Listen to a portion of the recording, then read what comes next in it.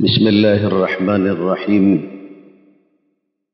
الحمد لله رب العالمين، والصلاة والسلام على سيد المرسلين وعليه وعلى آله وصحبه أجمعين. أما بعد، فأعوذ بالله من الشيطان الرجيم. بسم الله الرحمن الرحيم. وَلِتُكَبِّرُوا اللَّهَ عَلَى مَا هَدَاكُمْ وَلَعَلَّكُمْ تَشْكُرُونَ. صدق اللہ العظیم. حاضرین گرامی قدر، آج کا دن عید کا دن ہے. اللہ رب العزت نے اپنے فضل و کرم سے یہ دن ہم کو اور آپ کو عطا فرمایا. خوشی کا دن. فرمایا گیا ان لکل قوم عیدا وہذا عیدنا. ہر قوم کے لیے خوش ہونے کا موقع ہوتا ہے، تیوہار کا دن ہوتا ہے، اور یہ ہمارے لیے خوشی اور تیوہار کا دن ہے. عید کو عید اس لیے کہتے ہیں کہ یہ لوٹ کر آتا ہے. ہر سال خوشی و مسرت اور فرحت و انبساط کے ساتھ آنے والا دن. احساس کیجئے کہ خوشی کا تعلق کس چیز کے ساتھ جڑا ہوا ہے.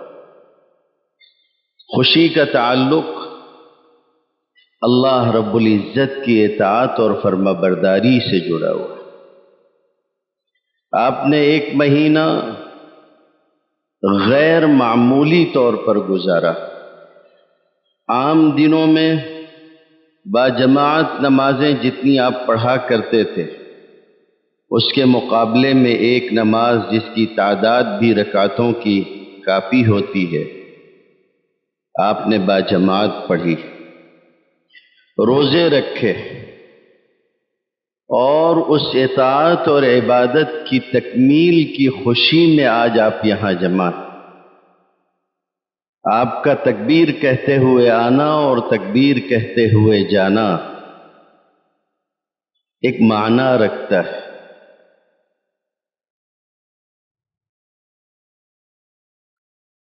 اور وہ معنی یہ ہے، اگر آپ احساس کریں اور خیال کریں، دوگانہ عید کو بھی دیکھیں اور اپنے آتے جاتے ہوئے تکبیر کہنے کو بھی دیکھیں. عام نمازوں میں جتنی مرتبہ آپ تکبیر کہتے ہیں، آج اس سے 6 مرتبہ زائد تکبیر کہیں گے. راستوں میں تکبیر کہیں گے، آتے جاتے تکبیر کہیں گے، یعنی آپ اپنی بندگی کا اظہار کریں گے اور اللہ کی کبریائی اور بڑائی کو بیان کریں گے. اور اشارہ اس بات کی طرف ہوگا کہ کوئی خوشی اور کوئی مسرت بڑی نہیں ہے.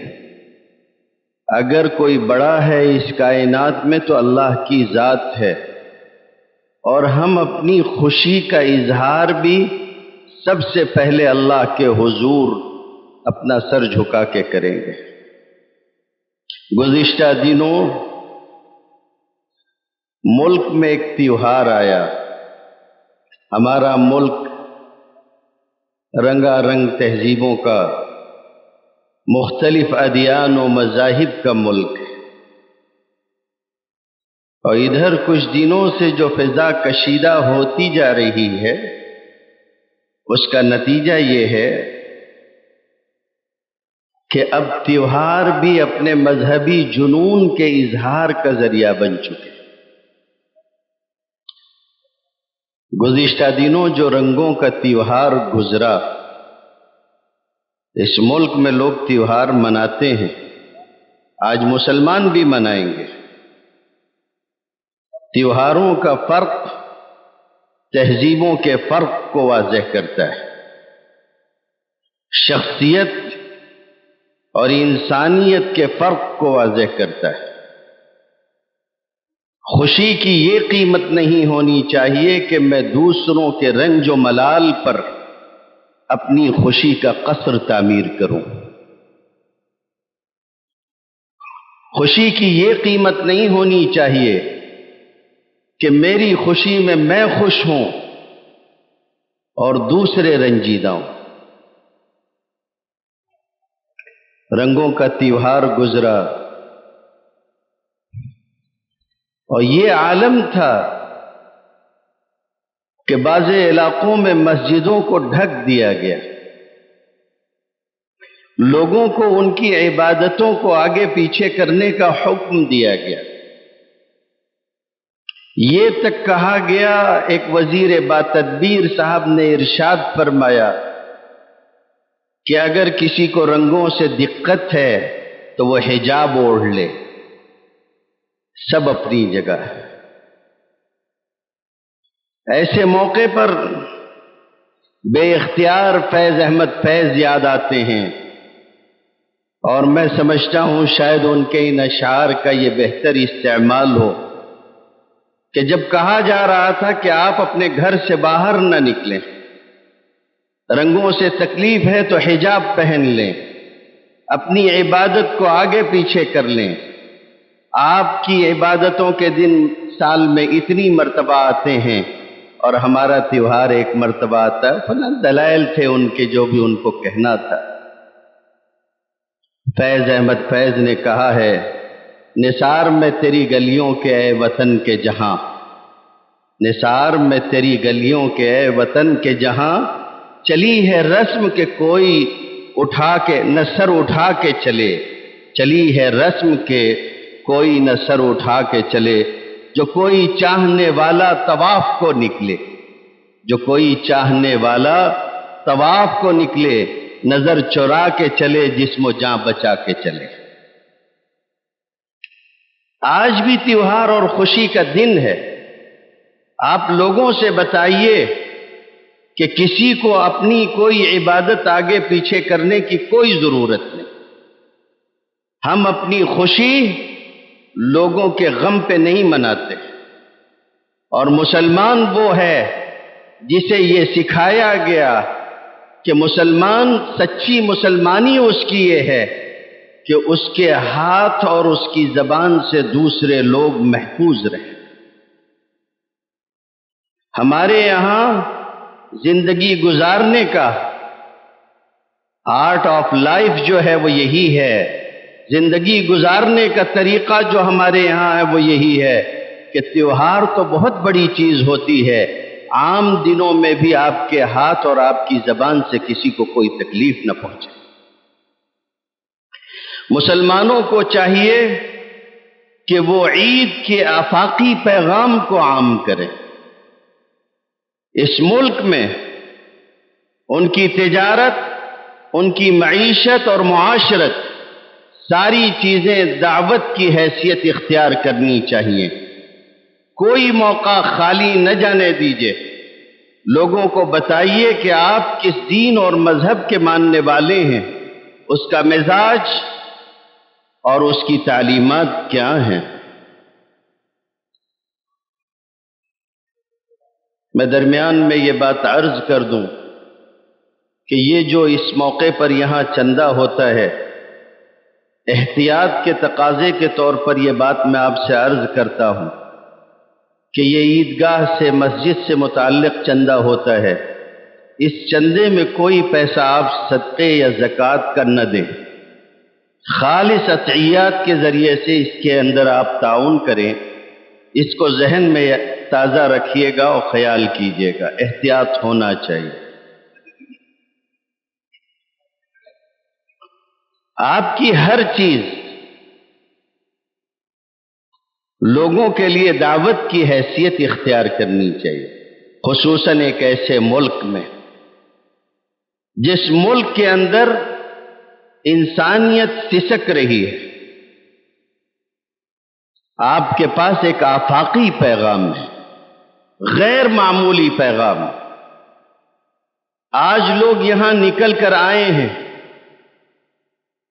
مختلف ذات اور برادریاں ہو سکتی ہیں، لوگ یہاں پر جمع ہوئے ہیں، مختلف کنبوں اور مختلف قبیلوں سے جمع ہوئے ہیں، خاندانوں سے جمع ہوئے ہیں، لیکن ہمارے یہاں کوئی صف نہیں ہے، کوئی ریڈ کارپٹ نہیں ہے، کوئی چندہ دینے والوں کے لیے علیحدہ لائن نہیں ہے، کسی کے لیے کوئی امتیازی برتاؤ نہیں ہے۔ ملک اس وقت جو چیزیں ابھی بھی جھیل رہا ہے، اس موقع پر آپ کے پاس یہ ایک شاندار دعوت کا موقع موجود ہے۔ کو بتائیے، ہمارے یہاں کنبے اور قبیلے اور ذات و برادری کی کوئی تفریق نہیں ہے، جو کچھ بھی ہے وہ تعارف اور پہچان کا ذریعہ ہے۔ یا ایھا الناس انا خلقناکم من ذکر و انثی وجعلناکم شعوبا وقبائل لتعارفوا ان اکرمکم عند اللہ اتقاکم ان اللہ علیم خبیر۔ اس ملک میں ایک بڑی عبادت گاہ کے افتتاح کے موقع پر جس طرح سے بھید بھاؤ کیا گیا اور ذات پات کی بات کی گئی، اور یکے بعد دیگرے ملک کے 2 صدر جمہوریہ نے جس طرح کے ابھی موجودہ حالات جھیلے ہیں، جس طرح عبادت خانوں کے دروازوں پہ ان کو روک دیا گیا، اس کے مقابلے میں بتائیے کہ آپ کے پاس یہ پیغام ہے کہ کوئی چھوٹا بڑا نہیں ہوتا، ذات اور برادری کے اعتبار سے کسی پر کوئی تالا بندی نہیں کی جا سکتی، اور ایک خوشگوار چیز لوگوں تک پہنچائی اور اسلام کا آفاقی پیغام پہنچائیے کہ اللہ کی نظر میں سارے لوگ برابر ہیں۔ خود مسلمان اگر کسی ایک صف میں کھڑا ہو جائے تو کسی دوسرے شخص کو یہ حیثیت حاصل نہیں ہے کہ وہ اپنے لیے کوئی امتیازی جگہ حاصل کر سکے۔ امام اپنی امامت کی وجہ سے لوگوں سے آگے ہوتا ہے، اس کے علاوہ باقی ساری چیزیں سب کے لیے برابر ہوتی ہیں۔ ایک ہی صف میں بادشاہ اور غلام کھڑے ہوں گے، ایک ہی صف میں کمزور و ناتواں اور طاقتور کھڑے ہوں گے، ایک ہی صف میں چھوٹا اور بڑا، بڑی عمر کے لوگ اور نوجوان کھڑے ہوں گے، کوئی فرق نہیں کیا جائے گا۔ یہ پیغام ایک آفاقی پیغام ہے، بلا وجہ آپ کو یوں نکال کے میدانوں میں اور صحرا کی طرف اور جنگل کی طرف جانے کے لیے نہیں کہا گیا، یہ چاہا گیا کہ آپ نکلیں تاکہ دوسرے لوگ اسلام کے اس مظہر کو بھی دیکھیں اور خیال کریں کہ اللہ رب العزت نے اپنے بندوں کے درمیان میں کس طرح سے برابری اور مساوات رکھی ہے۔ نفرت کی اس تجارت میں آپ کو چاہیے کہ آپ محبت کا دیا جلائیں اور لوگوں تک یہ پیغام پہنچائیں۔ پہلا پیغام جو میں نے آپ سے عرض کیا تھا کہ ہماری خوشی میں کسی کو مغموم ہونے کی کوئی ضرورت نہیں، اپنا کاروبار، اپنی عبادتیں، اپنی چیزیں آگے پیچھے کرنے کی کوئی ضرورت نہیں، اور دوسرے انہیں یہ بتائیں کہ انسانیت سب کے لیے ایک جیسی ہے اور سارے انسان ایک جیسے ہیں۔ میرے بھائی، یقین مانیے اس ملک کے اندر دعوت کا یہ نسخہ سب سے عظیم ترین نسخہ ہے، اور جس طرح کا بھید بھاؤ دوسروں کے یہاں موجود ہے اس کے مقابلے میں اسلام نے جو وسعت دی ہے، یہ وسعت دوسروں کے پاس نہیں ہے، یہ صرف آپ کے پاس ہے۔ جب ایک تابعی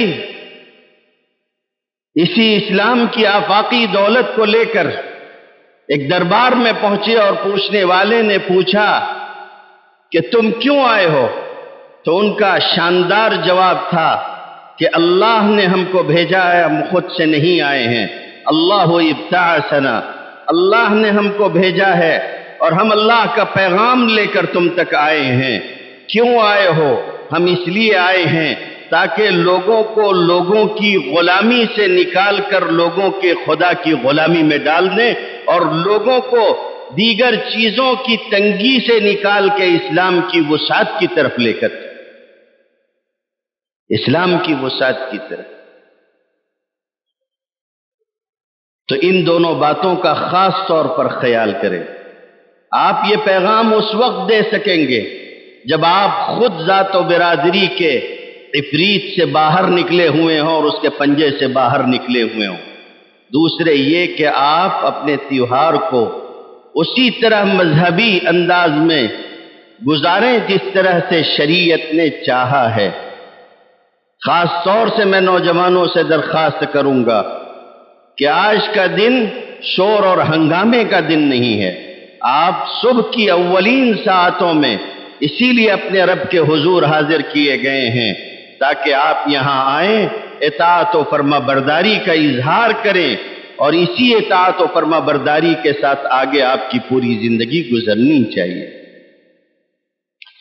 اسی بات مجھے آپ سے عرض کرنی ہے، وہ یہ ہے کہ نبی کریم صلی اللہ علیہ وسلم نے آپ کو سبق سکھایا سخاوت کا۔ آپ صلی اللہ علیہ وسلم اس کائنات میں سب سے زیادہ سخی تھے۔ مخلوقات میں آپ سے بڑھ کر سخاوت کرنے والا کوئی اور نہیں، سب سے زیادہ سخی۔ اور جب رمضان کا مہینہ آ جاتا آپ صلی اللہ علیہ وسلم چلتی ہوئی ہوا سے زیادہ سخی ہو جاتے، اور جب رمضان کا مہینہ مکمل ہو جاتا تو آپ صلی اللہ علیہ وسلم نے لوگوں کو اس بات کی طرف متوجہ کیا کہ آپ سماج اور معاشرے کی ضرورت کو محسوس کرو۔ خوشی کا مطلب یہ نہیں ہوتا ہے کہ آپ کے ہاں خوشی ہو رہی ہو، آپ اپنے گھر میں خوش ہو رہے ہوں اور گھر کے بازوں میں غم محسوس کیا جا رہا ہو، لوگ اپنی خوشی کے دن کو بھی خوش رہ کے نہ منا پا رہے ہوں، اپنی عسرت کی وجہ سے، اپنی تنگی کی وجہ سے، اپنی غربت کی وجہ سے۔ مسلمان کو یہ سکھایا گیا کہ جو تم مسکراؤ تو سب مسکرائیں، تمہاری خوشی ایسی ہونی چاہیے کہ تم خوش ہو تو عالم میں خوشی محسوس کی جائے۔ فرمایا گیا کہ صدقہ فطر کا اہتمام کیا جائے تاکہ کسی گھر میں کوئی آدمی ایسا نہ ہو، کوئی بچہ ایسا نہ ہو، کوئی جوان اور بوڑھا ایسا نہ ہو، کوئی مرد و خواتین ایسے نہ ہوں کہ آج کے دن ان کا چولہا ٹھنڈا رہ جائے۔ دین ہم کو سکھاتا ہے۔ زیادہ دن نہیں ہوئے تھے نبی کریم صلی اللہ علیہ وآلہ وسلم کی وفات کو۔ آپ صلی اللہ علیہ وسلم کی وفات کے کچھ ہی عرصے کے بعد دمشق کا بازار قدیم بازاروں میں اپنی ایک تاریخ رکھتا ہے، ہزاروں سال پرانی اس کی تاریخ ہے۔ لکھنے والوں نے لکھا کہ دمشق کی بازار کے اندر ایک شخص بیٹھا ہوا تھا اپنا سودا لے کر، کوئی آیا اور آنے کے بعد اس سے کہا کہ مجھے فلاں چیزوں کی تلاش ہے، فلاں چیز خریدنی ہے۔ اس نے کہا تمہیں جو خریدنا ہے وہ جو فلاں دکان تم دیکھتے ہو اس کے یہاں جاؤ اور وہاں سے خرید لو۔ اس کو حیرت ہوئی، اس نے کہا کہ ایسا کیوں کرنا ہے؟ اس نے جواب میں یہ بات کہی کہ میں نے صبح سے کئی گاہک دیکھ لیے ہیں اور میرے پاس اتنا جمع ہو گیا ہے کہ میرے گھر میں چولہا جلے گا اور میرے بچے آج بھوکے نہیں سوئیں گے۔ میں یہ چاہتا ہوں کہ وہ شخص صبح سے خالی بیٹھا ہوا ہے، تمہیں اگر کچھ لینا ہے تو اس سے جا کے لے لو تاکہ اس کے گھر میں بھی چولہا جل سکے۔ یہ وہاں گیا اور جانے کے بعد اس سے سودا لیا اور واپس آیا اس کے پاس اور کہتا ہے کہ مجھے تم سے کچھ اور لینا ہے۔ تو اس نے کہا میں نے پہلے ہی کہا تھا کہ آپ کو جو کچھ بھی لینا ہے آپ اسی سے لے لیجئے۔ اس نے کہا مجھے اب جو لینا ہے وہ اس کے پاس نہیں ہے، میں تمہارے پاس اسلام لینے کے لیے آیا ہوں، میں مسلمان نہیں ہوں، میں عیسائی ہوں۔ تو اس نے کہا کہ آپ یہ فیصلہ کیوں کر رہے ہیں؟ اس شخص نے کہا کہ جب تم نے مجھ سے کہا کہ جا کے اس سے سودا لے لو تو میں اس کے پاس گیا۔ اس نے مجھ سے کہا، سودا دیا، میں نے پوچھا کہ بھئی تم کون ہو؟ تو اس نے کہا میں عیسائی ہوں، میرا ہم مذہب تھا۔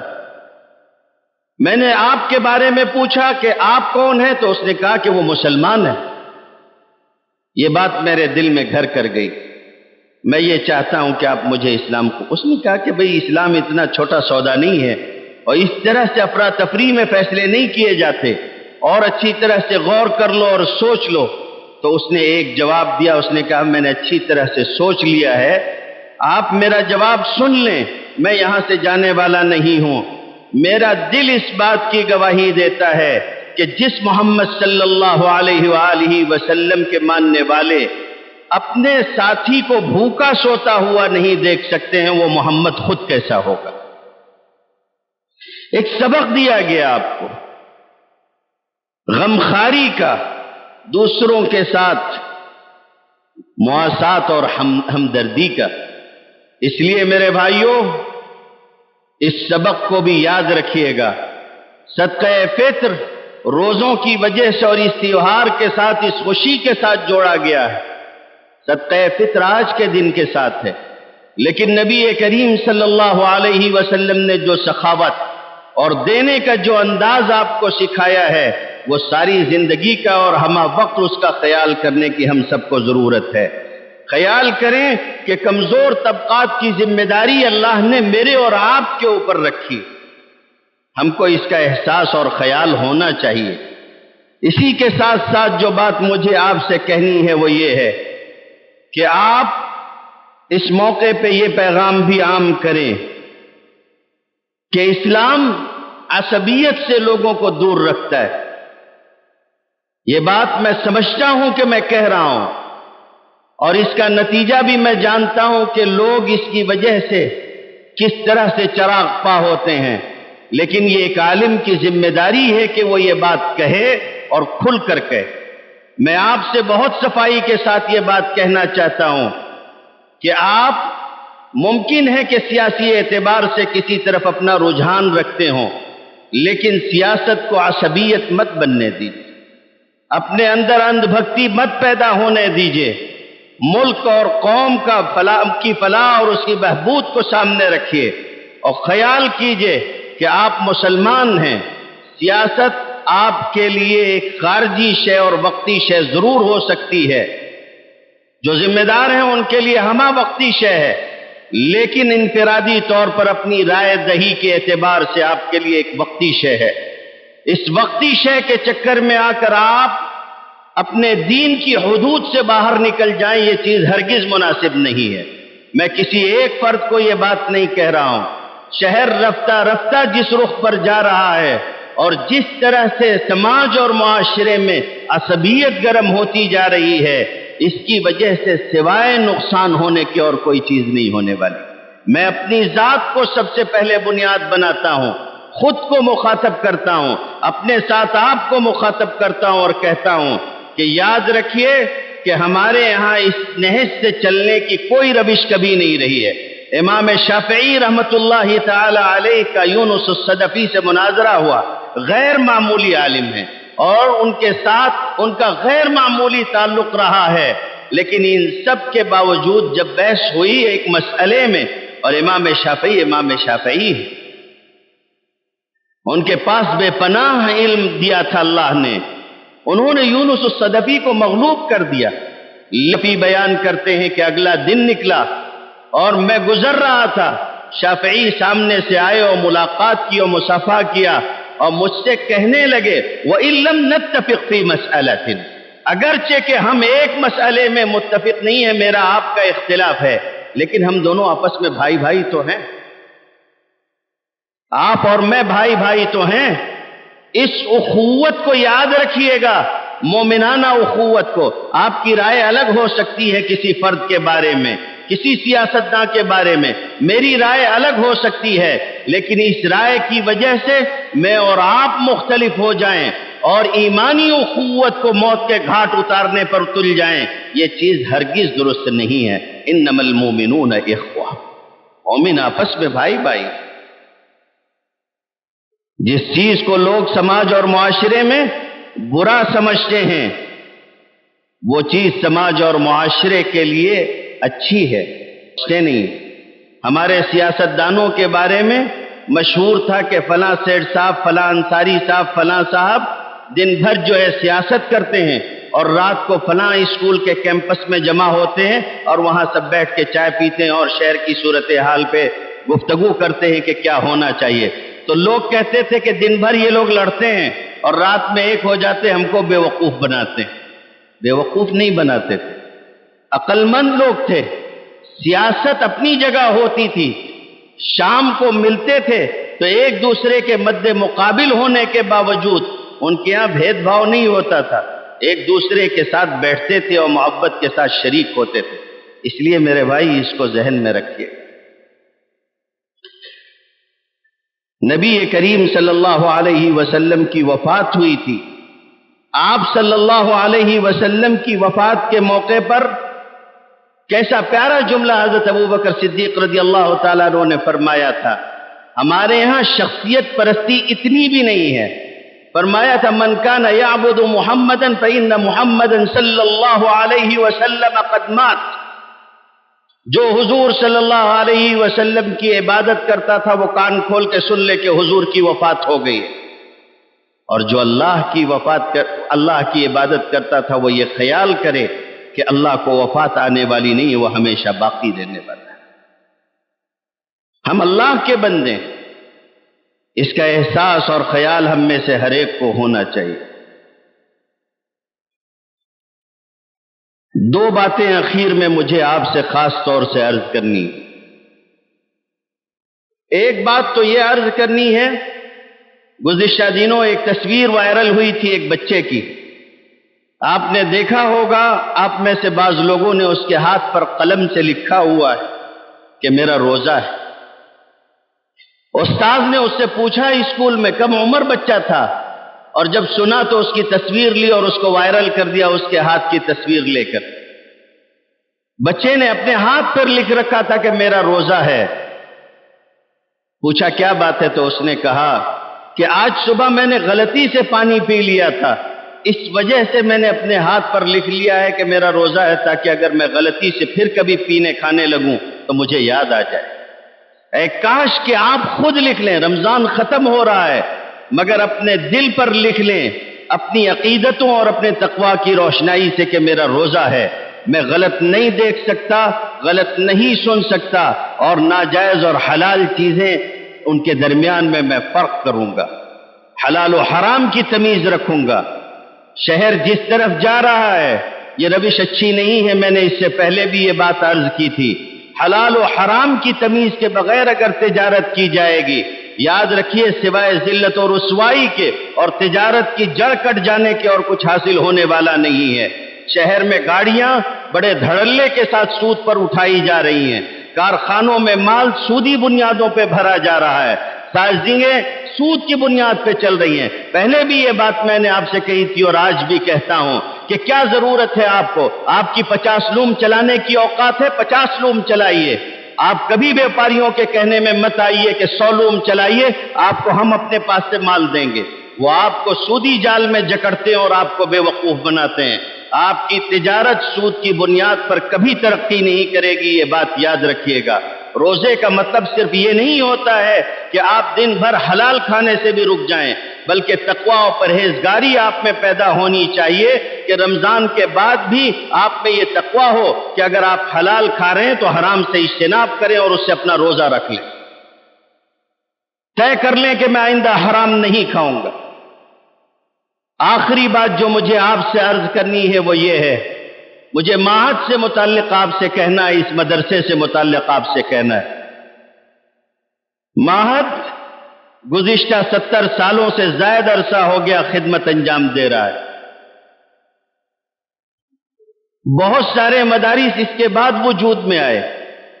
ہمارے صوبے میں کتنے مدرسے ایسے ہیں چھوٹے چھوٹے گاؤں اور دیہات میں بنے ہوئے جن کا یہ حال ہے کہ معہد کے بعد وجود میں آئے اور ان کے پاس بڑی بڑی عمارتیں اور تعمیرات موجود ہیں. معہد نے پہلے دن سے تعمیرات کی طرف توجہ نہیں دی، یہاں تعلیم اور ترقی پر توجہ دی گئی. یہ عمارت آپ کئی دہائیوں سے دیکھ رہے ہوں گے. پہلے تو بغیر کسی پلسٹر وغیرہ کے یہ دھول پانی مٹی برداشت کرتی رہی، پھر بعد میں احساس ہوا دھیرے دھیرے رفتہ رفتہ لوگوں نے محنت کر کے جد و جہد کر کے ارکان نے اس کے اوپر جو ہے وہ کسی طرح سے پلاسٹر کروا دیا. لیکن عمارت لمبے عرصے سے دھول پانی بارش ساری چیزیں جھیل چکی ہے. اب یہ ہو رہا ہے کہ عمارت کے مختلف حصے خستہ ہوتے جا رہے ہیں، بار بار مرمت کروائی جاتی ہے، پھر کچھ حصے ٹوٹنے لگتے ہیں. اور ان سب کے علاوہ جیسے جیسے شعبے بڑھتے جا رہے ہیں ویسے ویسے ہمارے پاس مشکلیں ہوتی جا رہی ہیں. ہمارے پاس بچوں کو رکھنے کے لیے جگہ نہیں ہے، ہم لوگ اپنے یہاں سے داخلے واپس کرتے ہیں ہر سال کہ اب ہمارے پاس گنجائش باقی نہیں بچی۔ حفظ کی کلاسیں مسجد میں چلتی ہیں اور حفظ کے بچے جس طریقے سے تہہ خانے میں مسجد کے رہتے ہیں، اگر آپ دیکھ لیں تو شاید آپ کے دل پہ یہ چیز اثر کر سکے۔ ان ساری چیزوں کو دیکھتے ہوئے، ضرورت کو محسوس کرتے ہوئے مدرسے میں جدید تعمیر کا سلسلہ شروع کیا گیا۔ آپ لوگوں نے دیکھا ہوگا آپ کے آنے کے راستوں پر مختلف علاقوں پہ ہمارے ذمہ داران کھڑے ہوئے ہیں۔ خاص طور پر آج میں آپ سے درخواست کر رہا ہوں، اس سے پہلے معہد نے آپ سے تعمیر کے لیے درخواست نہیں کی ہے، آج ہم آپ سے درخواست کر رہے ہیں۔ مدرسے کے آگے کے کونے کے حصے پر آپ دیکھ رہے ہیں کہ تعمیر کا کام جاری ہے اور کام کافی حد تک اوپر آ چکا ہے۔ میں آپ سے درخواست کروں گا خاص طور پر اپنے لیے، اپنے مرحومین کے لیے، آپ کوئی نہ کوئی حصہ اس میں ضرور لیجئے، تعمیر کا کوئی نہ کوئی حصہ اپنی طرف سے ضرور کروائیے۔ اللہ نے جتنی وسعت آپ کو دی ہو آپ پوری کوشش کریں اور کسی نہ کسی طریقے سے اس میں حصہ لے لیں۔ کوئی کمرہ بنوانا چاہتا ہو ضرور بنوا لے۔ جیسے ہی ہمارے پاس نئی عمارت موجود ہوگی ہم ان ساری چیزوں کو پورا کر سکیں گے جن کو ابھی پورا نہیں کر پا رہے ہیں۔ آج چندہ ہو رہا ہے، یہ مسجد کا، یہ عیدگاہ کا چندہ ہے۔ باہر جو چندہ ہوگا، جو تعاون حاصل کیا جائے گا، شامیانے جو لگائے گئے ہیں وہ مدرسے کا تعاون حاصل کیا جائے گا۔ جاتے ہوئے آپ رسید بنوانا چاہیں بنوا سکتے ہیں، یوں ہی چندہ دینا چاہتے ہیں دے سکتے ہیں۔ اساتذہ اور ذمہ داران وہاں موجود ہوں گے، آپ ان کا تعاون کرتے ہوئے جائیے گا۔ اس کے علاوہ بھی میں آپ سے یہ عرض کرتا ہوں کہ آنے والے دنوں میں ارکان اور اساتذہ آپ کی خدمت میں آئیں گے، آپ سے درخواست کریں گے، اللہ واسطے اس طرف توجہ فرمائیے گا۔ اللہ تعالیٰ آپ کے دینے کو اور آپ کے حوصلے کو قبول فرمائے۔ وآخر دعوانا الحمد للہ رب العالمین۔